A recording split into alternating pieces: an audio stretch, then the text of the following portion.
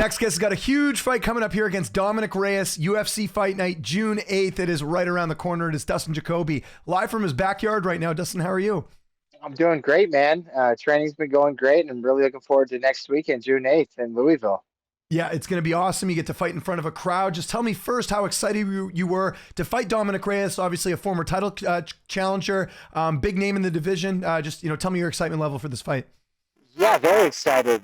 Dominick Reyes is one of the best guys in the division, a former title challenger, like you said, and still a very dangerous opponent. He's been on a little bit of a skid here lately since running into Jon Jones in February 2020. But, the guy's he's big, he's strong, he's athletic, and one of the best guys in the division. And finally, since I've gotten to the top 15 and just fell out recently, but it's the first opportunity to fight somebody ahead of me. So that gives me extra motivation to go get a big win against him and then start fighting guys in the top 10, hopefully. When did you find out about this fight? It seems like you got plenty of notice. Yeah, I had plenty of notice. We had probably 9 weeks ago, something like that. So I had just gotten back into training from the Alonzo Menifield fight. I tore a tendon in my ankle and fractured my ankle. I was in a boot for 6 to 8 weeks, and I had just got back to training, got back to rolling around, and got the opportunity. So we were very blessed and thankful. Let's talk about that last fight quickly. Never fun to talk about a loss, but what did you take away the most from that fight with Menifield? Well, man, I tell you what, Menifield's a great fighter, strong, powerful guy. I just don't believe the better fighter won that night. I think that it was a fight that I was in control of. I thought that, I had it. I could see in the third round, I kept peppering him with my jab. He was starting to bleed. I could see it in his eyes that he was about done. And I don't know if it was me letting my guard down or what it was, but I remember right when I thought to myself, like, man, I got this guy. It's game over. Like 10 seconds later is when he threw that big left hook that caught me. And obviously I was able to battle back and get back up to my feet. But, unfortunately, I think the damage was done. And I had no complaints. I've won fights where they've been super competitive, super tough, and I've landed a big punch that really made it feel like I won the fight. And I think that's how he felt. And it was just really unfortunate, man. Like I said, he's a great fighter. I just don't think the better fighter won that night. And you just got to get over that and move on to the next challenge. And the next challenge is Dominick Reyes, another striker like yourself. I mean, this has got Fight of the Night written all over it, but I'm sure you're also taking notice of the fact that Reyes has been knocked out in a number of fights, and that's sort of your specialty. How are you looking at this fight stylistically? Yeah, absolutely. If you ask me how I'm going to win a fight, I always say by knockout or TKO. It's one of my strengths, one of my powers is on the feet as a stand-up fighter, and Reyes is no different. I just think, yeah, like you said, man, he's been caught here the past few fights, past 3 fights to be exact. And I think I'm going to have just a little bit of a speed advantage. And, if I can land that one good shot and test this chin like it's been tested here lately, I really see my hands getting raised. And, the icing on the cake is the co-main event. It's my first time being in the co-main event. We have a crowd. So I'm going to be fired up, man. I'm going to be excited. And I'm going to be leaving it all on the line for my family, my friends, and my team. What do you make as well of the context of this fight? I know you're coming off a loss. You want to bounce back in a big way, but I mean, I think there's a school of thought that if Dom loses this again, this might be it for him, right? Like, especially with the way he's lost and everything like that. Is that something you're even like looking at, or is it just like obviously, because there's a lot of context going into this fight? Yeah, I don't even pay attention to that, man. Everybody's like, if you read the comments online, you would think that I've already won by knockout. And that is a scary feeling to me, because I know what I'm up against. I know, this guy is still one of the better guys in the division. He had a tough run, man. He got thrown right into the title fight with Jon Jones, and he lost to all former champions, man. Jan, Span, I guess, wasn't a former champion, but Jiri. Yuri. Yeah. He had Jiri rocks, and made Jiri shoot in for a takedown. And, that fight was a scramble, and Jiri ended up catching him. I actually fought on that card. I fought Kulaba on that card. So That's right. I do remember that quite well. But, he's still a very, very dangerous guy. I do think that, I go in there and get a big win, that he may be cut, but he's still got a big name. He can go have a career in the PFL and whatever he chooses to do, celebrity boxing matches, whatever, or he stays in the UFC. I think he's very talented and he's still got some fight to give. So I'm not looking past him whatsoever. And I'm certainly not, reading into the comments of, oh, this is an easy knockout win because I know what I'm up against and I'm not overlooking him one bit. Did you know that he trained a bit at Team Elevation for this camp? So it's kind of, I know you guys are friendly with that gym, but it's still kind of like, that's like another layer to this fight, I think. Yeah, it is. Actually, a buddy of mine at the gym, I think it was Mark Helmederos, is the one that pointed that out to me, that he was training across town. And I knew he had done some training here in Denver as well. But, none of that, again, I don't look into that too much. I'm there for one thing and one thing only. That's to get my hand raised and to do whatever it takes, man. And like I said, I'm going to be fighting my heart out for my family, my friends, my team. And that's just what I do every time. Usual cast of characters for training partners, Cody Brundage, Rob Wilkinson. Anything different for this camp? Who did you get to work with? No, man, same old, same old. Josh Friend is another guy got a lot of work in. Yep. He's a tall, rangy 85er that, I told Josh the other day when I was working with him, I was like, bro, you're so skilled. I was like, there's no doubt in my mind you could go in there and beat Dominick Reyes. He's that level of fighter. Josh is sometimes gets in his own way a little bit, and like we all do. And mentally, this is not a forgiving or very easy game at all whatsoever, and it can really mess with you, your mindset. And Josh is one of those guys, man. If he believes in himself and just goes out there and fights the way that he's capable of, man, he could beat anybody in the world. So I've been getting a lot of work with him. He's a dangerous striker. He's good everywhere. Good wrestler, good grappler. So I've been getting a lot of work with Josh, and it's been good. Weight cut. I know you always make the weight, but how's all that going ahead of the fight? Everything okay? Dude, my body just knows. Every time a fight's coming up, I just start to kind of slim down. And, at this camp, I was walking around 220, 222, and, trying to hit the weights a little bit more, stay up in weight. But that's one thing for me that's tough is carrying more weight. And the weight cut's super easy. And like I said, my body just knows. So this week I woke up and it's just been coming down pound by pound, pound by pound. And I'm probably walking around 215, give or take. So it'll be easy money. Refresh my memory. Is Anthony Smith training with you guys or no? Is he off right now as far as training? Well, he does train with us, but he has not been in since his last fight. He got that big win. He has not been in. So, he lives in Nebraska, and when he does train here, he's traveling and doing camps, and he's a busy guy. So I haven't seen him since his fight, but usually do train with Anthony. Yeah, no worries. I was just wondering if he got to work with you for this camp or not. Your corner, I imagine Coach Mark. I believe Brundage is usually in your corner, if I'm not mistaken. Who's going to be in the cage with you? Yeah, I got Cody Brundage, I got Randy Caruso, Mark Montoya. Those are my three guys. We go into every fight together, and as the old saying goes, if it's not broken, don't fix it. I like having those guys around. Cody's a great partner to train with on fight week, and Caruso and Coach are there for their tidbits. And I got a great team behind me, and we're looking to go get that dub. When are you guys heading down to Louisville? So we head in, we fly in Tuesday. Coach will be there a couple days later.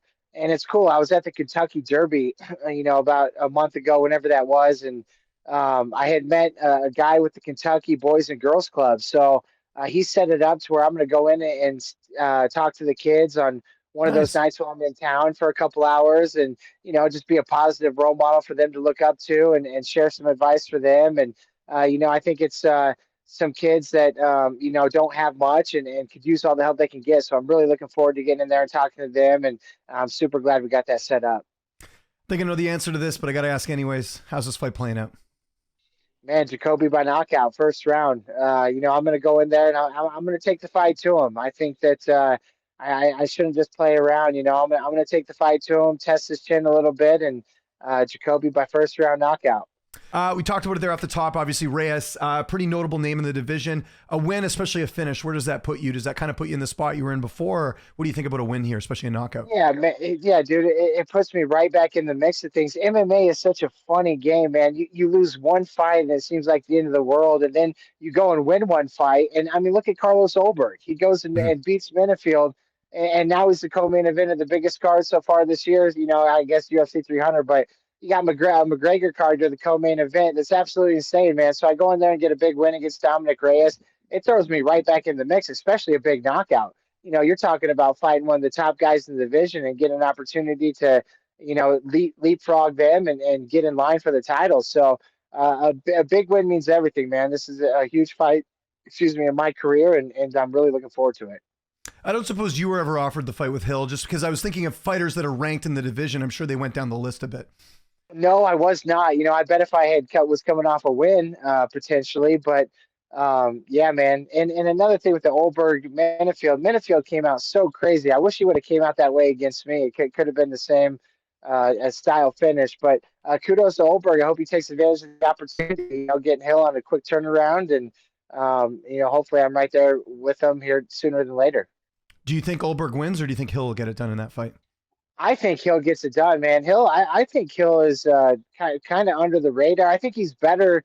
He does have a lot of knockouts, but his fight with Glover really showed me a lot about him. He's got a lot of heart. He's got a lot of grit and tenacity and just will to win. And I think Hill gets it done. We don't know yet what's next for Alex Pereira. I think a lot of people felt like it would be Ankalaev just to kind of spice things up a bit, but now we're hearing that it's probably going to be a Jiri rematch. Do you think that's the right call, or do you think Ankalaev's done enough to get that title shot? Well, I think you can't go wrong with either guy. I think both guys are very deserving. I think Jiri, man, how could you not? I like that rematch. I am so incredibly shocked that he lost the first time. Just his MMA game is just on a higher level, I believe, than Pereira's. But at the same time, Pereira just keeps doing his thing, and I'll forever be a Pereira fan. And I think Jiri is the right call, man. I mean, you can't go wrong with either guy, but Jiri, I think, can get it done. Do you think just because he's more entertaining, or why do you think Jiri? Because I guess the devil's advocate there is that they just fought in November, right? So it's like we were already potentially getting a rematch a year later, whereas Ankalaev's fresh. Why do you feel like Jiri would be maybe the better choice than Ankalaev? Yeah, I think he's just been a little more active and more entertaining. He goes in there and he's a fun fighter to watch. He's like a Tony Ferguson at 205. Yeah. You can never trap him in a bad spot. He's super exciting, always moving. Again, man, Ankalaev is a great fighter as well. I think that he could potentially be champ here sooner than later, but I think Yuri's done enough to solidify his spot. And I think Ankalaev needs to go out there and get another win because he's been off for a while and then get his chance. And just one more thing, sort of on like the, things going on in the news. Jon Jones, everyone's talking about obviously like him fighting Stipe, and if that's the last fight, because a lot of people want to see him fight Aspinall. Do you think when Jon fights Stipe, that's it, he's done, or do you see him taking another fight after that? I don't know. I would, if I was a bet man, I would think he would take another fight after that.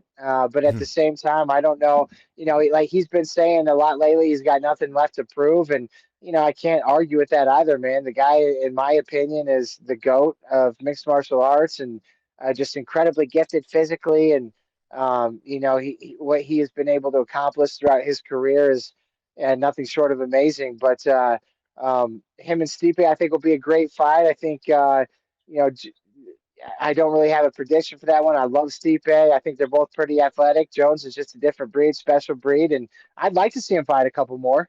I would like to see the Tom Aspinall fight because Aspinall is just a freak of nature, in my opinion, to be that big and that quick and athletic. And I think he'd really give Jones a run for his money. And, with Jones, the longer he sticks around, it's inevitable that somebody's going to topple him. So, maybe he wants to go out on top and rightfully so, man. I don't think a prime Jon Jones loses to anybody, but you stick around long enough, there's definitely that chance. All right. Didn't think we'd get out of here without talking some golf. How's the game going? I know you can't play as much because you got the fight coming up, but how's everything going with your golf game? Yeah, the golf game has been good, man. I played in the Barstool Classic last Friday. Buddy of mine. Cool. How did that go? Dude, it was our fourth Barstool Classic, and we came out hot. We had 7 birdies on the day. I accounted for 6 of them. And the first 4 holes we birdied because of me. And so I thought that we were, the putter had magic in it. We get to the end, we look at the leaderboard, and we know we had to birdie the last hole to be in the top 4. The top 4 teams advance. And, you get a live leaderboard. There was 4 teams that didn't update their scores throughout all day. So we were kind of assuming those guys didn't care. They were just there for the fun, right? So we go into the last hole. We see we're 1 stroke behind. We had a birdie. I ended up driving the green and 2-putting for birdie. So we're going nuts. We go inside. There's another team that tied us at 6 under. There was a team at 9 under, 2 teams at 7 under, and us at 6 under. Another team tied us at 6 under, so we went to a scorecard playoff. Well, my partner and I both birdied 18, and they parred it, so we won the scorecard playoff. So we're elated, man. We're just, and you're dialed in, dude. When you're in a big golf tournament like that, you are the people, unless you play and you play for real, you don't understand the amount of mental focus and that goes into it, man. Just the grinding for 5 to 6 hours, nothing else matters. Detailed, locked in every single shot. So we get up there and we're doing the putting contest, which I had made the putt for I've done the Barstool 4 years. All 4 years they have a putting contest where every contestant in the field does this super long putt. I've drained the putt all 4 years I've been into it. So I'm in the finals. I'm standing there waiting to get my turn to go again. And the guy comes up. He's like, "Hey, man, you guys won the scorecard playoff, right?" I was like, "Yeah." He's like, "Dude, I hate to be the bearer of bad news, but one of the teams that didn't update their scores came in at 8 under. So now there Oh was a team. no. There was a team at a 9 under. There was a team at 8 under, and two teams at 7 under, and we missed the cut by a stroke. Talk Damn. about a disappointment, man. We were just, and it ruined my putt too. The putting challenge, I didn't even care. I threw a putt out there and I got in my truck and went home. And I was just so disappointed. We thought, and I don't care about the money. So when you get to the fight, so there's 52 different events. The top four teams of every event go to Greyhawk in Scottsdale, Arizona, and play in the big tournament where the winning team gets like several thousand. I don't know if it's 10 or 20 grand. I don't care about that money, man. It's bragging rights to be able to say you qualified in the Barstool Classic, and we thought we had done it, and then our hopes and dreams were just shattered. So I was super bummed, man. But I've been playing really good golf here lately. We're about ready to get in the thick of the season, so my part of my motivation for going and getting this win is to be able to go play some golf. Be able to Yeah. travel a bit, play Fun some your golf. golf habit. Yeah. Yeah, Exactly. man, and here's another thing. I don't know, with this being on your platform, I hope this gets out to somebody, but the American Century Championship is the celebrity championship golfing tournament in Lake Tahoe every single year. It's July 10th through the 14th. It's just I would love to go in and represent the UFC. It's Stableford scoring, so throw handicaps out the window. You get a par, you get 2 points, a birdie's 3 points, a bogey's 1 point, so on and so forth, and I'm doing my best, man. I am trying to get in that tournament. So when I go in there and get that big win next weekend, my call out is going to be the American Century Championship. I want to go in there, represent the UFC, represent the sport of MMA, and hopefully, get in that tournament, do good, and possibly win. Yeah, we'll put the good vibes out there. And just to clarify, you did this all last week? This was, last Friday. That's Last crazy. So you Friday got this was the fight coming Barstool. up and you're playing I know it's golf. It's not like you're punching someone in the face, but the fact you even went through all that and you got this fight coming up, props to you, man. That's tough to do. Cause Yeah, I've, man. a lot of credit there. No, I appreciate you, man. And it's another way to stay dialed in too. The focus is next level, and when you really enjoy playing and care about it, you're dialed into a T. So it was good for the mind too. Does Barstool even know that you're a UFC fighter? Like, I also find that interesting. Like, they cover MMA and they do all this stuff. I'm surprised there hasn't, like, I didn't see anything about you even playing in this tournament on their platform, which I found interesting because you're a UFC fighter. You're co-main event next week. I know, I agree, man. You know what they do know? They actually hooked me up with a access code. So I reached out to them when we finally got into the first one, which I think was only their second year of doing it. I met Riggs and I talked to him like, "Hey, man, I'm fighting the UFC. Golf is my, one of my big passions, my favorite hobby." Of course, I told him best golfer in the UFC. I was like, "I don't want anything for free. We'll pay to be in these events. I just want to guarantee that I could be in these events." And for 3 years in a row now, they've hooked me up with a code to where we can register early to guarantee that we're in. So Nice. kudos to them, man. I do wish they shared it a little bit more, to amp it up. But at the same time, they have guaranteed our spot in, and I think it'll be that way for the end of my time. So hopefully, anyway, and it's definitely a goal of mine and my partners to advance in that tournament and do well one of these years. There you go. And still nailing the interviews too, Dustin. Really appreciate it. We'll put the good vibes out there. Hopefully that celebrity tournament pans out. In the meantime, we get to watch you kick some ass next Saturday, UFC Louisville. Anyone you want to thank before we get out of here? As always, I'll give you the last word. Yeah, man. First and foremost, my family, my team at Factory X, my team at Landau Performance, Sharps, the betting app. I don't know if you're a big better, man, but this new app, it's basically social media for gamblers, and it links right with your BetMGM account or your DraftKings account, and you can tell.